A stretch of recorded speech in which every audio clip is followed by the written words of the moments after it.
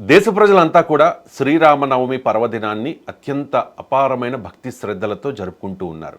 జై శ్రీరామ్ అంటే ఆ నినాదంలోనే ఒక వైబ్రేషన్ ఉంటుంది. సో రాముణ్ణి ఆదర్శంగా తీసుకుని చాలామంది తమ జీవితాన్ని కొనసాగిస్తూ ఉంటారు. కానీ కొంతమంది అసలు రాముడు లేడు అనే మూర్ఖులు కూడా మనం చూస్తూ ఉంటాం, అటువంటి మూర్ఖులను కూడా. సో రాముడు చారిత్రక పురుషుడా, పురాణ పురుషుడా, అసలు రామాయణం ఎప్పుడు జరిగింది, రాముడు గొప్ప సీత గొప్ప, అసలు దేశంలో మన భారతదేశం డిఎన్ఏలో రాముడు ఉన్నాడా, ఇవన్నీ కూడా మాట్లాడదాం. చారిత్రక నిపుణులు ఎంజి రావు గారు మనతో ఉన్నారు. నమస్తే ఎంజి రావు గారు. ముందుగా రాముణ్ణి దేవుడిగా చూడాలా లేకపోతే ఒక మనిషిగా చూడాలా అంటే ఏం చెప్తారు? రామాయణం, జై శ్రీరామ్. ఈరోజు సీతారాముల కళ్యాణం. సీతారాముని కళ్యాణం అంటేనే జగత్ కళ్యాణం. జగత్ కళ్యాణం అంటేనే ఇండియాకి ఒక పులకింత. అందరూ ఇండియాకి పులకింత అనుకుంటారు. ఇండియా కాదు, ప్రపంచానికే ఒక పులకింత అనమాట. ప్రతి సంవత్సరం అసలు రామ కళ్యాణం ఎందుకు జరుపుకోవాలి, అసలు రాముడు దేవుడా కాదా అనేది ఒకటండి. ఈ రాముడు దేవుడా అంటే రాముడు చారిత్రక పురుషుడా పురాణ పురుషుడా అనేది ఒక పెద్ద డిస్కషన్ ఇండియాలో సాగుతూ ఉంటుందన్నమాట. కానీ మన హిస్టరీ ఏం చెప్తుంది, మనం ఎలా పరిగణిస్తామంటే రాముడిని పురాణ పురుషుడిగా చూస్తాం. పురాణ పురుషుడిగా చూడడం తప్పు లేదు, కానీ చారిత్రక పురుషుడిగా చూడకపోవడం తప్పు. ఇది బ్రిటిష్ పరిపాలనలోనే దీనికి వాళ్ళు ఒక కుట్రపూరితం అనమాట. బ్రిటిష్ వాళ్ళు ఏం చేస్తారంటే మన చరిత్ర మీద మనకే ఒక డౌట్ క్రియేట్ చేస్తారు.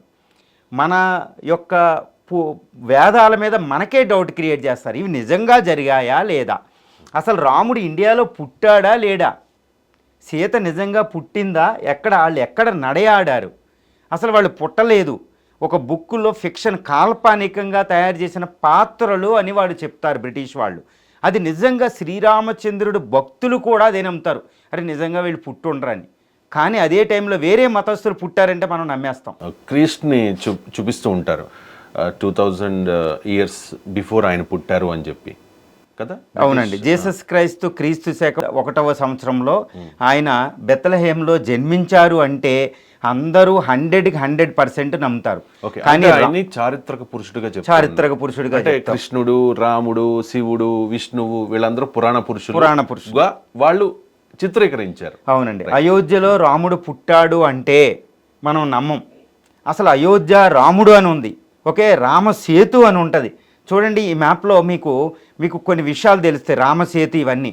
ఈ రాముడు అసలు నిజంగా పుట్టకుండా భారతదేశంలో ఇవన్నీ ఎలా ఉంటాయి? ఇప్పుడు భద్రాచలం వెళ్ళండి, భద్రాచలం దగ్గర వరరామచంద్రాపురం అని, పర్ణశాల అని ఇవన్నీ ఉంటాయి.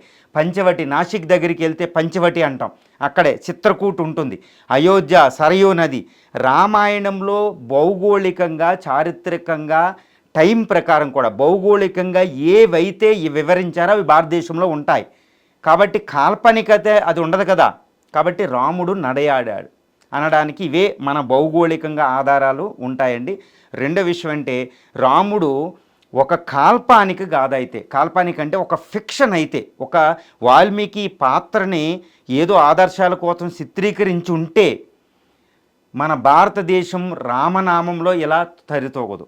ఏ విధంగా అంటే భారతదేశం రామాయణంలో ఉందా, రామాయణం భారతదేశంలో ఉందంటే మనకి ఆశ్చర్యకరం వేస్తుందండి. ఎందుకంటే ప్రతి కుటుంబంలో సీతారాములు ఉంటారు, ప్రతి భారత సమాజంలో సీతారాములు ఉంటారు, భారత చరిత్రలో సీతారాములు ఉంటుంది. ఇదే పెద్ద తార్కాణం. రాముడు చారిత్రక పురుషుడు, పురాణ పురుషుడు అయ్యాడు. ఎందుకంటే మనం దేవుడు చేసుకుంటాం, పురాణ పురుషుడే. ఇప్పుడు జీసస్ పురాణ పురుషుడు అయిపోయాడు, ఎందుకంటే బైబిల్లో ఉంటారు. కానీ చారిత్రక పురుషుడు కూడా. మనం చారిత్రక పురుషుడు అనే దాని మీద ఎటువంటి డౌటు ఉండకూడదు. ఓకే, అంటే రాముడు నిజంగా ఉన్నాడు అనడానికి సాక్ష్యాలు కూడా ఉన్నాయి, అవన్నీ కూడా మనం మాట్లాడదాం. అంటే బ్రిటిష్ కాలంలో ఎందుకు ఒక పురాణ పురుషుడుగానే రాముడిని చిత్రీకరించారు, దాని వెనక ఉన్న కుట్ర ఏంటి, బ్రిటిష్ కాలంలో జరిగిన కుట్ర ఏంటి అంటే ఏం చెప్తారు? ఏమి లేదండి, భారతదేశానికి బ్రిటిష్ వాడు వస్తాడు. వచ్చిన తర్వాత వాళ్ళకు ఒక రకమైన ఆశ్చర్యం అంట, ఈ సంస్కృతి ఏంటి, ఈ చరిత్ర ఏంటి, మన బ్రిటిష్ ఏంటి అని. వాడికి 1921లో 1923లో అక్కడ తక్షశిల దగ్గర భారతదేశ సింధు నాగరికత అవశేషాలు బయట పడగానే బ్రిటిష్ వాళ్ళకి కళ్ళు బయర్లు గమ్మిపోతాయి. అరే ఈ సంస్కృతి అంటే ఏంటంటే, ఒక రకంగా చెప్పాలంటే భారతదేశంలో మొత్తం నూలు వస్త్రాలు కప్పుకునే సమయంలో 5,000 సంవత్సరాల క్రితం బ్రిటిష్ వాళ్ళు ఆకులు కప్పుకున్నారు అక్కడ. ఆకులు అలమలతో ఉండేవారనమాట. ఇంతటి సంస్కృతి, ఇంత ఘనమైన సంస్కృతిని తొక్కితేనే మనం భారతదేశాన్ని పరిపాలిస్తాం రాజకీయాలన్నమాట. అందుకని వాడు ఏం చేస్తాడు, మన భాష అన్నా, మన పురాణాలన్నా, మన వేదాలన్నా మనం వాటిని డౌట్ తెప్పిస్తాడనమాట. ఇవన్నీ జరగలేదు, ఇవన్నీ పురాణాలు, కాల్పనిక కాదంటే మనం వెంటనే ఏం చేస్తాం, మనకే డౌట్ ఉందన్నమాట. ఒక శత్రువుని ఓడించాలంటే శత్రువుకి తన మీద తానే డౌట్ తెప్పించడం అనమాట. ఇది ఒక రాజనీతి. ఆ విధంగా మన మీద మనకి డౌట్ తెప్పించి మన ఎన్ని పురాణాలు అయితే వాడంతా చరిత్ర అయిపోయాడు అనమాట. ఓకే, అంటే చాలామంది క్రిస్టియన్స్ నమ్ముతారు, బ్రిటిష్ వాళ్ళు చెప్తారు, అది వాస్తవం కూడా అయి ఉండవచ్చు. క్రైస్ట్ పుట్టింది 1వ సంవత్సరం, రైట్? బీసీ అంటారు, బిఫోర్ క్రైస్ట్. ఇప్పుడు క్రీస్తు శకం, ఆఫ్టర్ క్రైస్ట్, రైట్? రైట్. అలా అని చూసుకుంటే మరి రాముడు ఎప్పుడు పుట్టాడు? రాముడు మన చారిత్రకంగా మనకి ఏం కనపడుతుంది అంటేనండి, రాముడు అకార్డింగ్ టు సమ్ తత్వవేత్తలు ఉంటారు, మజుందార్ అని చాలా ఉంటాయి అన్నమాట. ఈ తత్వవేత్తల ప్రకారం భారతదేశ చరిత్రను ఒకసారి గమనించిన మనకి 5014లో రాముడు పుట్టినట్టు తెలుస్తుంది. పునర్వసు నక్షత్రంలో చైత్రమాసంలో 5000 బీసీ, అంటే 5014 బీసీలో పుట్టాడు. అంటే ఇప్పటికి 7000 సంవత్సరాల క్రితం రాముడు జన్మించినట్టు. ఇంకొక చారిత్రకంగా హేతుబద్ధంగా చెప్పాలంటే 1400 సంవత్సరం, అంటే 1400 BC, Indus valley civilisation last ఉచ్చస్థితికి వచ్చినప్పుడు రాముడు ఉదయించాడంటారు. అది మనం యాక్సెప్ట్ చేయొచ్చు. అంటే సుమారు 3-4 వేల సంవత్సరాల క్రితం రాముడు పుట్టడం జరిగింది. ఎగ్జాక్ట్గా మనం చెప్పలేం. రాముడు పుట్టిన తర్వాత రాముడు జీవిత విధానాన్ని పరిశీలిస్తే 14వ సంవత్సరంలో ఆయనకి మ్యారేజ్ జరుగుతుంది. అంటే 14 ఇయర్స్, ఒకే ఒక్క సంవత్సరంలో ఆయన ఓవర్ నైట్ హీరో అయిపోతాడు ఇండియాలో విశ్వామిత్రుడి వల్ల. ఓవర్ నైట్ హీరో 14 ఇయర్స్లో ఆయనకి మ్యారేజ్ జరుగుతుంది. 25 సంవత్సరాల వయసులో ఆయన వనవాసానికి వెళ్ళడం జరుగుతుంది, పట్టాభిషేకం జరగకుండా. 25 నుంచి 39, 14 సంవత్సరాల లాస్ట్ ఇయర్లో 39 సంవత్సరాల వయసులో ఆయన రావణ్ నుండి లంకలో సంహరించడం జరుగుతుంది. మళ్ళీ వచ్చిన తర్వాత 3-4 ఇయర్స్కి సీత కూడా మళ్ళీ వనవాసానికి వెళ్ళిపోతుంది. ఈ విధంగా రాముడు సుమారు 70-80 సంవత్సరాల వయసు వరకు జీవించాడు. 70 సంవత్సరాలు అంటే 60-70 సంవత్సరాలు అయోధ్య నుండి రామరాజ్యాన్ని పరిపాలించినట్టు మన చారిత్రకంగా తెలుస్తుంది. ఒక 5000-7000 అంటే కరెక్ట్గా మనం చెప్పలేం. 14 బీసీ అంటే సుమారు 3000 సంవత్సరాల క్రితం లేదా 7000 సంవత్సరాల క్రితం ఆయన పుట్టాడు అని చెప్పవచ్చు. కంపల్సరీ ఆయన పుట్టాడు. అంటే రాముడు వనవాసం స్టార్ట్ చేసిన తర్వాత, సీతాదేవితో కలిసి లక్ష్మణుడితో కలిసి వనవాసం స్టార్ట్ చేసిన తర్వాత అయోధ్యలో స్టార్ట్ చేశారు. అయోధ్య నుంచి ఆయన ప్రయాణం శ్రీలంక వరకు, అంటే సీతను వెతుకుతూ ఆయన వెళ్ళిన వరకు జరిగింది. అంటే ఈ ప్రయాణం అంతా కూడా ఒక 14 ఇయర్స్ పాటు జరిగింది, అంతే కదా? 14 ఇయర్స్ పాటు. దీని గురించి ఎక్స్ప్లెయిన్ చేస్తారా? అయోధ్య నుంచి ఎక్కడెక్కడికి వెళ్ళారు?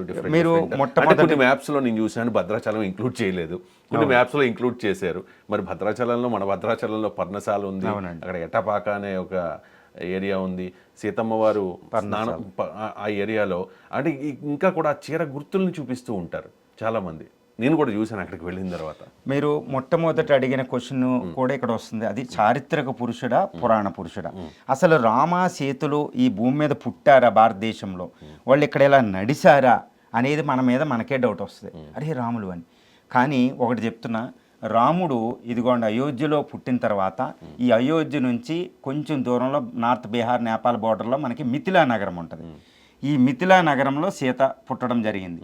వీళ్ళు 14 అంటే 14 సంవత్సరాల వయసులో పెళ్ళి అయిన తర్వాత వీళ్ళు వనవాసానికి బయలుదేరుతారు కదండి, మీకు తెలుసు. ఆయన భరతుడు పట్టాభిషేకం, కైకేయి, ఇవన్నీ. ఇక్కడ నుంచి బయలుదేరిన తర్వాత చిత్రకూట వస్తారు వాళ్ళు. వెంటనే గంగానదిని అలహాబాద్, ఈ చిత్రకూట వచ్చే ముందు అలహాబాద్లో వాళ్ళు ఉంటారు. భరద్వాజ ఆశ్రమాన్ని వాళ్ళు విజిట్ చేస్తారు. ఇప్పుడు త్రివేణి సంగమం మన పుష్కరాలు జరిగిన చోట అక్కడ భరద్వాజ ఆశ్రమం, ఇప్పటికీ మీరు వెళ్ళిన త్రివేణి సంగమం పక్కనే భరద్వాజ ఆశ్రమం ఉంటుంది. నెహ్రూ ఇల్లు కూడా అక్కడే ఉంటుంది దీని ఆపోజిట్లో. ఇక్కడ ఈ భరద్వాజ ఆశ్రమం తర్వాత చిత్రకూట వస్తారు. భరద్వాజ అంటే ఎవరో కాదు, వాల్మీకి వశిష్ఠుని శిష్యుడు. ఈయన చిత్రకూట వచ్చి ఇక్కడ నివసిస్తూ ఉంటే మళ్ళీ భరతుడు వచ్చి వెనక్కి రమ్మంటారు. ఇక్కడ ఉంటే దగ్గరలో ఉంటే వీళ్ళు ఎప్పుడు వస్తూ ఉంటారని చిత్రకూట నుంచి ఏం చేస్తారు, మళ్ళీ ఋషులు సజెషన్ తీసుకుని ఇదిగోండి దండక. ఇప్పుడు మనం ప్రజెంట్ దండక అంటాం. ఛత్తీస్గఢ్, జార్ఖండ్, ఒడిశా, మన ఖమ్మం జిల్లా కూడా ఖమ్మం కూడా ఇప్పుడు తెలంగాణలో ఈ ఖమ్మం జిల్లా కూడా దండకారణ్యంలో పార్టే. ఇప్పటికీ చెప్పాలంటే దండకా దళం అని ఒకటి ఉంటుంది నక్సలైట్స్కి. అప్పటి నుంచి ఇప్పటికి దండకే. ఇదిగోండి ఇదంతా ఇలా వచ్చి ఇదిగోండి ఖమ్మం, ఛత్తీస్గఢ్, జార్ఖండ్ నుంచి ఖమ్మం జిల్లా వస్తారనమాట. ఇప్పుడు భద్రాచలం రాముడు రావడం జరిగింది. సీతారాములు కొంతకాలమైనా అక్కడ ఉండడం కూడా జరిగింది అక్కడ. ఎందుకంటే గోదావరి తీరం అనమాట, చాలా మంచి ప్రకృతి సౌందర్యంగా ప్రిస్ట్ అండ్ ప్యూరిటీ ఉంటుంది. తర్వాత ఇక్కడ నుంచి రాక్షసులకి సంవాదం జరుగుతుంది. అక్కడ నుంచి రాముడు మనకేంటంటే రామాయణంలో మనకి ఏదో వాళ్ళు వనవాసం వెళ్ళినట్టు ఉంటుంది, కానీ రామాయణ సూక్ష్మాలను మనం పరిశీలిస్తే రాముడు ఒక కారణం చేత వనవాసానికి పంపబడ్డాడు. కైకేయి ఒక కారణం, వశిష్ఠుడు ఒక కారణంతో. ఎందుకంటే రాముని అవతారం పరమ లక్ష్యం రాక్షసులు లేకుండా చేయడం, రెండు సంస్కృతిని పునరుద్ధరించడం. ఇది రాముడు సీత అనేది భూమి మీదకి రావడానికి కారణం. వాళ్ళు ఈ వనవాసం రావడంతోనే సిద్ధిస్తుంది. చూడండి ఇక్కడ నుంచి సంహరిస్తాడనమాట. సంహరించి పంచవటి దగ్గరికి 10వ సంవత్సరంలో ఇక్కడికి వస్తారు. అంటే 8 ఎక్కువ కాలం ఇక్కడ నివసిస్తారు. ఈ చిత్రకూట దగ్గర ఒక జస్ట్ కొన్ని నెలలే, తర్వాత ఇలా నడుస్తూనే ఉంటారు, ఎప్పుడు ఒక చోట స్టేషన్ అవ్వరు. కానీ ఇలాగంటే కుదరదు, సీత ఉంది, స్త్రీ ఉంది, ఒకే చోట ఉందామని ఇలా నడుచుకుంటూ వచ్చి ఇక్కడ ఆగుతారు. పంచవటి ఇప్పుడు నాసిక్ ప్రాంతం, త్రయంబకేశ్వరం పుట్టింది, ఇక్కడ జలపాతాలు ఇవన్నీ ఉంటాయి అన్నమాట. ఇక్కడ ఎక్కువ కాలం నివసిస్తారు. ఇక్కడ నివసించినప్పుడే శూర్పణకి ఇష్యూ జరుగుతుంది. ముక్కు చెవులు కోయడం, మళ్ళీ కరదోషులను అటాక్ చేయడం, ఈ కరదోషులను చంపేయడం. 14,000 రాక్షసులను ఇక్కడ రాముడు చంపుతాడు. ఈ రాముడు చంపిన తర్వాత ఇప్పుడు శూర్పణకి వెళ్ళి లంక నుండి తీసుకొస్తుంది మారీచుడు, ఈ గోల్డెన్ డీరు, జింక ఇవన్నీ. అప్పుడు సీత అపహరణం ఇక్కడ నుంచి జరిగిద్ది అనమాట. అప్పుడు రాముడు ఇక్కడ నుంచి మొదలయ్యి రామ లక్ష్మణులు ఇదిగోండి హంపి, కిష్కింద, అతను బళ్ళారి ప్రాంతంకి వస్తాడనమాట, తుంగభద్ర నది. ఇక్కడికి వచ్చి ఇక్కడ నుంచి కిష్కిందను తీసుకుని ఇదిగోండి ఇలా వెళ్ళి రామేశ్వరం లంక దాడతారు, రామసేతు నిర్మించి. ఇది రామేశ్వరం. సీతాపహరణ జరిగిన ప్లేస్ ఇది నాసిక్లో. ఓకే, ఇక్కడ నుంచి డైరెక్ట్ పంచవటి రావణుడు సీతాదేవిని ఇక్కడ డైరెక్ట్గా తీసుకొస్తారు. దేనిలో? విమానం, పూల విమానం, పుష్పక విమానంలో. రైట్. మరి ఇక్కడ నుంచి ఇక్కడికి రావడానికి ఎంత సమయం పట్టి ఉండవచ్చు? కొన్ని రోజులు పట్టి ఉండవచ్చు, నెలల సమయం పట్టింది. ఎందుకంటే సీతాపహరణం జరిగిన తర్వాత సీత 10 నెలల పాటు క్యాప్టివ్లో ఉంటుంది. 10 నెలల పాటు అంటే అపహరణ జరిగిన తర్వాత 10 నెలలకి యుద్ధం మొదలైంది. 10 నెలలకి యుద్ధం మొదలైంది. అంటే ఈ రామసేతు అంటే 7 నెలలు ఇక్కడికి నడుస్తాడు, 3 నెలల పాటు యుద్ధం జరిగింది. 10 నెలల పాటు. రామసేతు నిర్మాణానికి పట్టిన సమయం ఎంత? రామసేతు నిర్మాణానికి వాళ్ళు సుమారు 3 నెలల యుద్ధం. అంటే కొన్ని ఒక నెలలోనే నిర్మించేశారు, నెలల్లో నిర్మించేస్తారు విత్ ద సపోర్ట్ ఆఫ్ వానర సైన్యం. రైట్, వానర సైన్యం అంటే టెక్నికల్లీ చెప్పాలంటే అక్కడ నల నీలులని ఒక ఇంజనీర్స్, అప్పుడు నలుడు నీలుడు అని ఇంజనీర్స్ వాళ్ళు నిర్మిస్తారు. అది హేతుబద్ధంగా కూడా సైంటిఫిక్గా కూడా there is a floating rocks ఉంటాయి, ఆ ఫ్లోటింగ్ రాక్స్తో దీన్ని నిర్మిస్తారు. రైట్. అసలు రామాయణం జరగలేదు, రాముడు లేడు, సీత లేదు, ఎవరూ లేరు, ఇదంతా ఒక కల్పితమైన కథ అని చెప్పే వాళ్ళకి నిజంగా ఒక సైంటిఫిక్ ప్రూఫ్ ఏంటంటే ఈ రామ్ సేతు. నెక్స్ట్ రామ్ సేతు. ఈ రామ్ సేతుని ఇది రామ్ సేతు నిర్మాణం ఉంది అని చెప్పి నాసా కూడా అఫీషియల్గా డిక్లేర్ చేసినట్టుగా నేను సోషల్ మీడియాలో చూశాను. అఫీషియల్గా డిక్లేర్డ్ అది? ఎస్ అండి. ఆ నాసా కూడా ఏంటంటే ఈ పిక్చర్ చూస్తే ఇదిగోండి శాటిలైట్ మ్యాప్ వస్తుందన్నమాట. ఇది నిర్మాణం. ఎందుకంటే రామాయణం జరిగిన వేల సంవత్సరాల నుండి సముద్ర మట్టం పెరగడం తగ్గడం జరుగుతుందన్నమాట. ఒకప్పుడు శ్రీలంకకి ఇక్కడికి ఈ ల్యాండ్ బ్రిడ్జ్ ఉండేది, ఈ ల్యాండ్ బ్రిడ్జ్ ఉండేది. ఇది చాలా రోజులు ఓపెన్ ఉంది. రాముడు వెళ్ళిన తర్వాత కూడా ఇది చాలా రోజులు ఓపెన్ ఉంది. కానీ సముద్ర మట్టం, నీటి మట్టం పెరుగుతుంది ఒక గ్లేషియల్ పీరియడ్ తర్వాత. ఇది మునిగిపోయింది. కానీ ఇదిగోండి చూస్తే ఈ శాటిలైట్ పిక్చర్లో మీరు చూస్తే ఇది కనిపిస్తూ ఉంటుంది. ఇది లోతు తక్కువ ప్రాంతం అనమాట. ఇది లోతు ఎక్కువ, ఇది లోతు తక్కువ ప్రాంతం. ఇది ఉంది. కానీ కొన్ని సైక్లోన్స్ వీటి వల్ల ఇది కొట్టుకుపోయింది చాలా వరకే. అక్కడక్కడ ఇదిగోండి ఈ నిర్మాణం శిథిలాలు మనకి కనిపిస్తూ ఉంటాయి. రామ సేతు అనేది మానవుడు నిర్మించినదే. సరిగ్గా 7,000 సంవత్సరాల క్రితం ఈ రామ సేతు నిర్మాణం జరిగింది.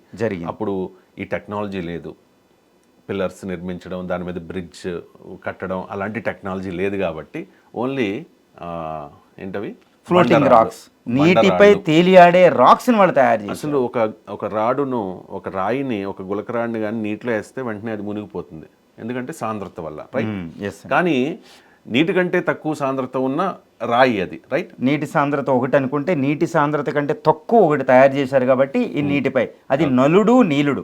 అంటే అవి తయారు చేయబడ్డవా లేకపోతే ఆ ప్రాంతంలో దొరుకుతాయా అవి? ఈ ప్రాంతంలో అవి తయారు చేయడం కూడా ఈ ప్రాంతంలో దొరకవు అవి. ఈ ప్రాంతంలో వాడు నలుడు నీలుడనే ఒక సైంటిస్ట్ దాన్ని తయారు చేశారు, ఫ్లోటింగ్ రాక్స్ అని సాంద్రత తక్కువ. డిస్టెన్స్ ఎంత చెప్పగలరా? శ్రీలంక డిస్టెన్స్ 32 కిలోమీటర్స్ అండి. 32 కిలోమీటర్స్. ఇప్పుడు శ్రీలంక మనకి రామేశ్వరం నుంచి మనకి అక్కడ దీనికి 32 కిలోమీటర్స్ ఉంటుంది. ఓకే, 32 కిలోమీటర్స్ పొడవున ఈ రాళ్ళు పేరు తలయమన్నారు. మనకి రామేశ్వరం ధనుష్కోడి నుండి అక్కడ శ్రీలంకలోని తలయమన్నారు అని ఉంటుందండి. ఈ డిస్టెన్స్ 32 కిలోమీటర్స్. రైట్. రామాయణం చాలా మందికి తెలుసు, చాలా మంది పెద్దలు చెబుతూ ఉంటారు. నా చిన్నతనంలో అయితే మా తాతగారు మాకు రామాయణం, భాగవతం, భారతం ఇవన్నీ చెప్పారు. ఇప్పుడు చాలామందికి తెలియదు, ఎందుకంటే ఇప్పుడు చదువుతున్న పిల్లలందరూ ఈ రీల్స్ చూడడం లేకపోతే గేమ్స్ ఆడుకోవడం ఈ వీటికి మాత్రమే పరిమితం. చాలా ఇన్ఫర్మేటిక్ అంటే చాలా క్లియర్గా ఎక్స్ప్లెయిన్ చేస్తూ ఉన్నారు మీరు. అండ్ ఇక్కడ చాలా డౌట్స్ వస్తూ ఉంటాయి చాలామందికి. అసలు రాముడు గొప్ప, సీత గొప్ప, రాముడు గొప్ప, రావణుడు గొప్ప అని చెప్పి. ఫస్ట్ రాముడు గొప్ప, సీత గొప్ప అంటే ఏం చెప్తారు మీరు? వెరీ గుడ్ క్వశ్చన్ అండి. రాముడు గొప్ప, సీత గొప్ప, రాముడు మాటల్లోనే మనం విందాం. ఈ విషయాన్ని మనం రాముడు మాటల్లోనే విందాం. అసలు సీత గొప్ప, రాముడు గొప్ప. ఒక సందర్భం ఉంటుంది అనమాట రామాయణంలో. అదేంటంటే సీత వనవాసానికి మళ్ళా అనుమానం ఇవంతా మీకు తెలుసు వెళ్ళిపోతుంది. లవకుశులను అక్కడ కనడం జరుగుతుంది. కానీ ఇక్కడ రాముడు ఎంతో బాధలో ఉంటాడనమాట. ఈ బాధలో ఉన్నప్పుడు ప్రజల కోసం సీతనే త్యాగం చేయడం జరిగింది. ఈ ప్రజల కోసం ఒక అశ్వమేధ యజ్ఞాన్ని ఆయన మొదలు పెడతాడు. ఈ అశ్వమేధ యజ్ఞం చెయ్యాలి అంటే భార్య తప్పక పూజలో కూర్చోవాలి అశ్వమేధ యజ్ఞంలో. ఇప్పుడు భార్య లేదు కాబట్టి ప్రజలు, ఈవెన్ వశిష్ఠుడు, ఇంకా మేధావులు అందరూ అడుగుతారన్నమాట. తల్లులు అందరూ అడుగుతారు ఇంకో పెళ్లి చేసుకోవాలి, ఎందుకంటే సీత లేదు కాబట్టి భార్య స్థానంలో సీతను ఇంకొకరిని తెచ్చుకోవాలి. ఇప్పుడు రాముడు తప్పకుండా చేస్తారనుకుంటాడు. అందరూ అనుకుంటారన్నమాట. వశిష్ఠుడు కూడా చేసుకోవాలంటారు, అందరూ చేసుకుంటాడు. మీ తండ్రి కూడా 3 పెళ్లిళ్ళు చేసుకున్నారు కదా, సెకండ్ మ్యారేజ్ చేసుకోమంటారు. ఇప్పుడు ఒకటే మాట సీత భార్య, సీత చెల్లెళ్ళు కూడా శృతకీర్తి, ఊర్మిళలు కూడా భయపడతారు. అరే నా తల్లి, నా అక్క అక్కడికి వెళ్ళినా, లంకకి వెళ్ళినా, ఎక్కడికి వనవాసానికి వెళ్ళినా కనీసం బతుకుతుంది రాముడి భార్యగా, ఇంకో పెళ్లి చేసుకుంటే ఇంకా సీత అస్తిత్వం పోతుందని భయపడతారు. అందరూ ఫిక్స్ అయిపోతారన్నమాట. కానీ ఆ సందర్భంలో రాజకొలువులో కూర్చుని రాముడు ఒక మాట అంటాడనమాట. అసలు ఆ మాటలు వింటే నిజంగా రామభక్తులు కూడా ఏడుస్తారండి. అసలు ఆ మాట వింటే అసలు సీత ఎంత గొప్పదా అని గుర్తొస్తారన్నమాట. ఈ మాటకి చెప్పే ముందు వివేకానంద మాటలు కూడా ఒక చెప్తాను. ఇప్పుడు రాముడు చెప్పిన మాటలు చెప్పే ముందు వివేకానంద మాటలు మీకు చెప్తాను.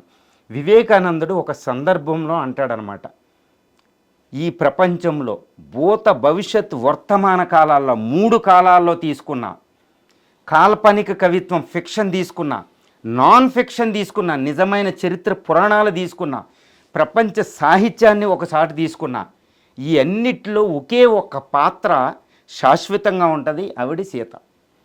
అంతటి స్థానాన్ని ఇస్తాడు వివేకానందుడు కదండి. ఇప్పుడు రాముడు ఏమంటాడో చూద్దాం. రాముడు ఏమంటాడంటే, మీరందరూ అనుకుంటారు రాముడు గొప్ప, రాముడు గొప్ప, రాముడు గొప్ప అంటాడు. మీరు సీత లేకపోతే రాముడు ఎక్కడా అని అడుగుతాడు. తర్వాత రాముడు ఎంతో పురాణ పురుషుడు, పురుషోత్తముడని నన్ను పిలుస్తారు మీరు, నేను పురుషోత్తముడిని ఎందుకయ్యానో తెలుసా అని అడుగుతాడు రాముడు. సీత త్యాగం వల్ల. అవండి సీత త్యాగం. ఈరోజు సీత కానీ నన్ను పెళ్లి చేసుకోమంటున్నారు కదా, ఎట్టి పరిస్థితుల్లో నేను పెళ్లి చేసుకుని, ఎందుకంటే సీతకు నేను మాట ఇచ్చాను. రాముడు అంటే ఒక మాట ఇవ్వడం, మళ్ళీ ఇంకొక మాట చెప్తాడనమాట.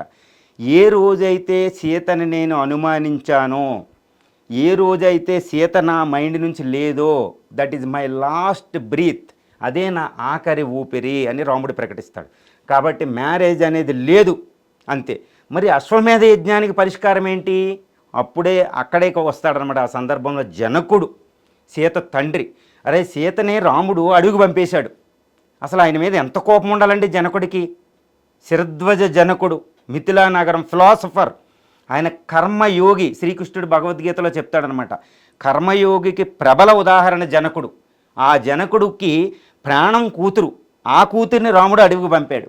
మరి జనకుడికి ఎంత కోపం ఉండాలి? అప్పుడు జనకుడు మెచ్చుకుంటాడు రాముడిని. అసలు నేను అంత అదృష్టం, సీత ఎంతో అదృష్టవంతురాలని ఒక పరిష్కారం చూపుతాడు. సీత రూపంలో ఉన్న బంగారపు విగ్రహాన్ని పెట్టుకుని చేసుకోవాలని. అది రాముడు సంతోషిస్తాడు. అంటే దీన్ని బట్టి అర్థమైందండి ఎంత గొప్పదో సీత. రాముడిని మించింది సీత. మళ్ళీ ఇలాంటి సందర్భమే ఒకటి ఉంటుంది, తప్పనిసరిగా చెప్పాలి, మీరు అడిగారు కాబట్టి. రాముడి సంహరించగానే సీతను కలిసిన మరుక్షణం రాముడు వెళ్ళి సీతను అంటాడనమాట, సీత యు కిల్డ్ రావణ అని. సీత నువ్వు రావణుణ్ణి సంహరించావు. అరే అదేంటి నేను సంహరించడం ఏంటి అని అడిగిద్ది అనమాట. అడిగితే ఆ సందర్భంలో అందరూ ఉంటాడు, హనుమంతుడు అందరూ ఉంటారన్నమాట, విభీషణుడు. ఆ సందర్భంలో చెప్తాడు, 10 నెలల పాటు రావణుడు ప్రపంచంలోనే శక్తివంతుడు, దుర్మార్గుడు, హింసావాది, ఎటువంటి స్త్రీనైనా వరసపరుచుకునే వాడికి నువ్వు లొంగకుండా నిలబడి ఉండే ధైర్యం వాడిని చంపేసింది. నేను వచ్చి ఏం చంపాను, సక్కని శవాన్ని చంపాను అంతే. అది సీత. రావణుడు లాంటి వాడిని 10 నెలల పాటు కిడ్నాపింగ్లో వాడిని రావణుడిని ఎదిరించిన ధైర్యం ఎవరికి ఉంటుందండి? అది సీత. ఇది రాముడు మాటల్లో, ఇంకా రాముడు మాటల్లోనే సీత గొప్పతనం. మనం ఇంకా చెప్పాలంటే దాన్ని తట్టుకోలేం. అపారమైన ప్రేమస్వరూపం అన్నమాట. అందుకే ఆదిశక్తితో సమానంగా మనం సీతను పూజిస్తాం, దేవతను చేసుకుంటాం. రైట్. అండ్ రావణాసురుడు గురించి విభిన్నమైన కథలు ఉన్నాయి. మంచివాడు అంటే సీత విషయంలో తప్పు చేశాడు కాబట్టి దుర్మార్గుడు అయ్యాడు అని చెప్తారు. రామాయణంలో విలన్ ఎవరైనా ఉన్నారంటే రావణుడే కదా. అంటే రావణునిలో కూడా బెస్ట్ క్వాలిటీస్ ఉన్నాయని చెప్పి కొంతమంది చెప్తూ ఉంటారు. అసలు రావణుణ్ణి కంపేర్ చేయొచ్చా, పోల్చొచ్చా? ఇది సందర్భోచితమైన క్వశ్చన్ అండి. ఎందుకంటే రావణ్ అని ఒక మూవీ తీస్తారు, రావణుడిని కీర్తించడం మొదలు పెడతారు, ఇదంతా మనకు జరుగుతుంది. రావణుడికి విగ్రహాలు కడతారు. కానీ రామాయణాన్ని వాల్మీకి ఎందుకు రచించాడు అంటే ధర్మాన్ని ప్రబోధించడానికి. ఇక్కడ రాముడు అంటే ధర్మానికి ప్రతీక, రావణుడు అంటే అధర్మానికి ప్రతీక. రావణుడిలో సుగుణాలు ఉంటాయి, ఎంతో శక్తివంతుడు, జ్ఞానం ఉంది. కానీ ఆ జ్ఞానం ఎవరికి కావాలండి? ప్రపంచానికి నీ జ్ఞానం ఉపయోగపడినట్టు. అప్పుడే ఆయన మనకు ఆదర్శం అవుతాడు సమాజానికి. రావణుడు గొప్పోడే, చాలా గొప్పోడు. ఈవెన్ రాముడి మాటల్లోనే రావణుడు ఇంకొక కొన్ని క్షణాల్లో చనిపోతాడు అనగా లాస్ట్లో బాణం గుచ్చుకుని లక్ష్మణుడిని పంపుతాడనమాట. ప్రపంచంలో ఒక జ్ఞాని అస్తమించబోతున్నాడు, మళ్ళీ ఇంత జ్ఞాని పుట్టడేమో, కాబట్టి ఏదైనా నేర్చుకో లక్ష్మణ అంటాడు. ఆ సందర్భంలో రావణుడు అంటే మీరు రాముడి మాటల్లోనే చెప్తాడు, చనిపోయేవాడిని కూడా రాముడు గౌరవిస్తాడు. ఎందుకంటే రావణుడు అంత జ్ఞాని, శివభక్తుడు, శివుడికి అపరిమితమైన భక్తుడు అనమాట. శివుడికి చాలా ఇష్టం, పార్వతికి కూడా చాలా ఇష్టం. ఒకే శక్తివంతుడు, అంత శక్తిని గ్రహించడం, అంత తపశ్శక్తి అనేది అంత ఈజీ కాదు. అలాంటి రావణుడు అధర్మానికి ప్రతీక అయ్యాడు. ప్రతి స్త్రీని చెరబడతాడు. ఎంతటి దాన్ని నేను విజయమే వాడికి కావాలి, కానీ ఏ మీన్స్లో వచ్చిందో కాదు. కాబట్టి రావణుడిని పూజించడం నిషిద్ధం అకార్డింగ్ టు రామాయణ. ఇలాంటి వాడిని మీరు పూజించుకోండి, కానీ అధర్మాన్ని పూజించినట్టు వస్తుంది. కాబట్టి రావణుడిలో ఎవరు గొప్ప అనే క్వశ్చనే అహేతుబద్ధకం అండి. అంటే అహేతుబద్ధం అంటే రావణుడిని పూజించడమే నిషిద్ధం. ఎందుకంటే మనం అధర్మానికి సపోర్ట్ చేస్తున్నామా లేదని. జ్ఞానం గొప్పోడు, ఎంతో జ్ఞాని, కానీ ఆ జ్ఞానం ప్రపంచానికి లోక కళ్యాణానికి ఉపయోగపడలే, లోకాన్ని పీడించడానికి ఉపయోగపడింది. మన తల్లి లాంటి సీతను పీడించేవాడు ఎంత జ్ఞాని అయితే ఏముంది. కాబట్టి రావణుడికి పోలికే లేదు. రాముడినే పూజించాలి, రావణుని పూజ నిషిద్ధం ఈ ప్రపంచంలో. రైట్. రాముడు చారిత్రక పురుషుడు, నో డౌట్. అతని ఉనికికి సంబంధించి కొన్ని సైంటిఫిక్ ఆధారాలు కూడా ఉన్నాయి. అంటే రాముణ్ణి మనిషిగా చూడాలా, దేవుడిగా చూడాలా అనే క్వశ్చన్ కూడా ఇప్పుడు రేజ్ అవుతుంది. ఎందుకు అంటే ప్రతి ఊళ్ళో కూడా కనీసం ఒక రామాలయం ఉంటుంది. ఇప్పుడు 2-3 కూడా కడుతూ ఉన్నారు. అయోధ్యలో ఒక భవ్యమైన రామ మందిరాన్ని నిర్మించారు. రీసెంట్గా ప్రారంభం కూడా అయింది కదా. సో ఒంటిమిట్టలో, భద్రాచలంలో, అయోధ్యలో సీతారాముల కళ్యాణ మహోత్సవాన్ని ఇవాళ అంగరంగ వైభవంగా నిర్వహిస్తూ ఉన్నారు. గుళ్ళు ఉన్నాయి, గోపురాలు ఉన్నాయి, దేవుళ్ళ కొలుస్తూ ఉన్నారు. మరి రాముడు మనిషా, దేవుడా, లేకపోతే మనిషి రూపంలో ఉన్న దేవుడా? గుడ్ క్వశ్చన్ అండి, చాలా ఇంపార్టెంట్. అసలు మన సమాజంలో, భారత సమాజంలో స్వతంత్రం వచ్చే 75 సంవత్సరాల తర్వాత ఇది ఒక పెద్ద, రాముడు అనేది ఒక పెద్ద డిస్కషన్ పాయింట్ అనమాట. రాముడిని దేవుడిగా చూడాలా, మనిషిగా చూడాలా అనేది ఈ క్వశ్చన్ నేను చెప్పేది కాదు, మీరు చెప్పేది కాదు, ఎవరిది కాదు. ఆల్రెడీ డిస్కషన్ ఎప్పుడో ముగిసిపోయింది, మనమే గుర్తించడం లేదు. రామాయణం తీసుకోండి, ఎవరు రాశారు? వాల్మీకి. ఒక బోయవాడు చేత రామాయణం రచించబడింది. ఆ రామాయణంలో రాముడిని దేవుడిగా చేశాడా, మనిషిగా చేశాడా అంటే వాల్మీకి రామాయణం రాముడిని జీవితాన్ని, సీతారాముల జీవితాన్ని చెప్తుందనమాట. వాల్మీకి రాముడిని ఒక పురుషోత్తముడిగా, ఒక చక్కని పురుషుడిగా తీర్చిదిద్దాడు, కానీ దేవుడిగా చెప్పలేదు. దీన్ని బట్టి మనం ఏం చేయాలి? రాముడిని దేవుడిగా మనం చూడకూడదు, మనిషిగా చూడాలి, ఒక ఉత్తమ పురుషుడిగా చూడాలి, పురుషోత్తముడిగా చూడాలి, మర్యాద పురుషోత్తముడిగా చూడాలి. ఎందుకు అంటే చక్కగా నేను భక్తికి చెప్పుకుంటున్నాం కాబట్టి భక్తి చెప్దాం. ఒకరోజు పార్వతీదేవి శివుడిని అడిగిద్ది అనమాట, ఇంత కైలాసంలో కూర్చుని ఒక ఇంకర్నేషన్ మానవ రూపంలో అవతరించిన ఒక పురుషుడిని పేరు స్మరిస్తారటండి. కైలాసంలో శివుడు ఏం చేస్తాడు? రామారామ అని జపిస్తాడు, అది మీ అందరికీ తెలుసు. కాశీ వెళ్తే ఆ మణికర్ణికా ఘాటిలో శవాల దగ్గర ఏం జరిగిద్దంటే ఒక శివులు నిక్కబొడుచుకుని ఉంటాయంట. మణికర్ణిక అక్కడ శివుల్లో రామ అని చెప్పి అంటారు. మణికర్ణికా ఘాటికి వెళ్తే మనకు ఒక పదం వినపడుద్ది, రామ రామ రామ అంటూ శవాలను పట్టుకెళ్తూ ఉంటారు. అక్కడ రామ, శివుడే రామనామం జపిస్తాడు. పార్వతీదేవి అడిగిద్ది అనమాట, మీరు ఎందుకు జపిస్తున్నారు అంటే శివుడు చెప్తాడనమాట, నాకు దేవుడు శ్రీరాముడు. ఎందుకు? శివుడు ఆదర్శం ఏంటి? దేవుళ్ళు ఏం కావాలంటే వాళ్ళకు లోక కళ్యాణం కావాలి. లోకానికి ఎవరు ఉపయోగపడతారో వాళ్ళే దేవుళ్ళు. మానవుడు ఉపయోగపడినా దేవుడే.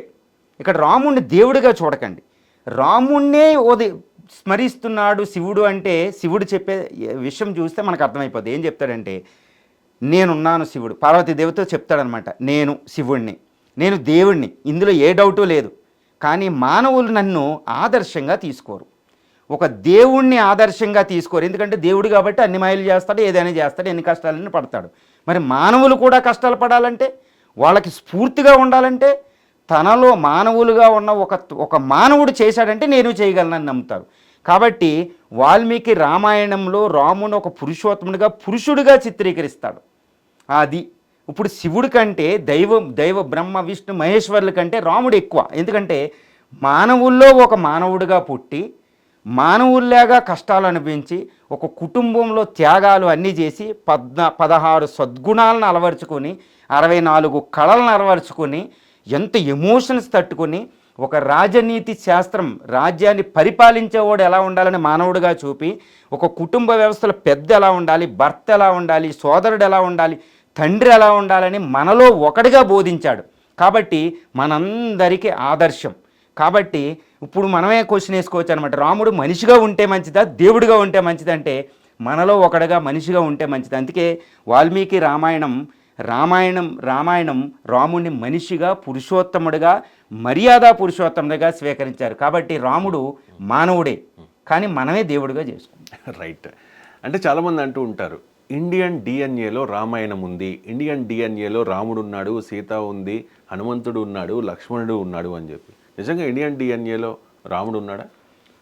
మీకు ఒక సింపుల్ ఉదాహరణ చెప్తాను. మీరు అడిగిన క్వశ్చన్ చాలా లోతైనది, అది మాటల రూపంలో చెప్పాలంటే కష్టం అనమాట. మేము చిన్నగా చెప్తాను, ఒక ఉదాహరణ, ప్రబల ఉదాహరణ ఇస్తాను. స్వాతి ముత్యం సినిమా చూశారు మీరు? Swathi Muthyam cinema super hit, ఏ మాన్యుమెంటల్ ఫిల్మ్ కదండి. కే విశ్వనాథ్, కమల్ హాసన్, ఇళయరాజా కాంబినేషన్లో గుర్తుంది కదా. అందులో ఒక పాట ఉంటుంది, సువి సువి సువాలమ్మ అని. అది ఆవిడ రాధిక హీరోయిన్ కష్టాలు పడేటప్పుడు ఆవిడ జీవిత కష్టాలని సీతతో పోలుస్తూ, సీత కష్టాల కింద రాముడు సువి సువల్మ అడవి పంపేహాడమ్మ, గుర్తుందా? ఆ పాట సందర్భోచితంగా పెట్టడం వల్ల మనుషుల్లోకి వెళ్ళిపోయింది. ఆ పాటే ఆ సినిమాకి హిట్. ఆ పాట చూస్తే సినిమా అంతా వచ్చేస్తుంది. అదేవిధంగా శుభ సంకల్పంలో సీతారాముల పాట, రీసెంట్గా లవకుశుల బాలకృష్ణలో జగదానందకారక, ఒక అల్లు అర్జున్ మూవీలో ఒక పాట, రాముడి పాట. ఈ పెట్టగానే ఎందుకు పెడతారని అంటే ఆ పాట వల్ల సినిమా హిట్ అయిపోతుంది. ఇది ఇండియన్ డిఎన్ఏ. ఎందుకు అంటే ఆ పాట చెప్పడంతోనే సీతారామ అనే పదం మనకి ఎక్కడైతే వినపడిందో అక్కడ మనలో ఒక రకంగా తెలియని, ఒక రకంగా ఉండే ఒక భావం ఉత్ప్రేరకం అయిపోతుంది అనమాట. ఒక ఇన్వోకింగ్ అయిపోతుంది అనమాట. అది DNA. That is what the DNA. అమ్మకి దెబ్బ తగిలిందిరా అంటే ఒక పుత్రుడు ఎలా అయితే బాధపడతాడో, ఓకే, ఎందుకంటే ఆ తల్లి నుంచి వచ్చిన డిఎన్ఏ నుంచి ఈ పుత్రుడు వచ్చాడు కాబట్టి, తల్లిదండ్రుల నుంచి అదేవిధంగా సీతారామ అనగానే మనకి ఏదో ఒక పులకింత అనమాట. అంటే ఏంటి, సీతారాములు నిజంగా ఉదయించి ఈ సంస్కృతిలో కావలసిన అన్ని లక్షణాలు అన్నీ ఉన్నాయి కాబట్టి మనలో ఇండియన్ డిఎన్ఏలోకి వెళ్ళిపోయింది. 2, భారతదేశంలో సీతారాములు ఎక్కడున్నారంటే వాళ్ళు చనిపోయారు 7,000 సంవత్సరాల క్రితం అని చెప్పకూడదు. రామాయణానికే 4 గోడల మధ్య పరిమితమయ్యారని చెప్పకూడదు. సీతారాములు అచంద్రార్కం అని ఒకటి ఉంటుంది. చంద్రులు ఉన్నంత వరకు మనకు ఉంటారు అనేది ఒకటి ఉంటుందండి. అంటే రామాయణంలో కాదు వాళ్ళు నివసించేది, ఎప్పుడో కాదు వాళ్ళు నివసించేది, మన కుటుంబంలో మన తల్లి తండ్రుల్లో నివసిస్తారు. భారతదేశం ప్రతి స్త్రీలో కూడా భారతదేశంలో సీతను చూడవచ్చు. భారతదేశంలో నేను అనేది జాగ్రత్తగా వినండి, ప్రతి పురుషుడని చెప్పాలి, ప్రతి తండ్రిలో కూడా శ్రీరాముడిని దర్శించవచ్చు. ప్రతి స్త్రీలో కూడా మన సీతను దర్శించవచ్చు. వాళ్ళ అమ్మ నాన్నలు, అర్థమైందండి?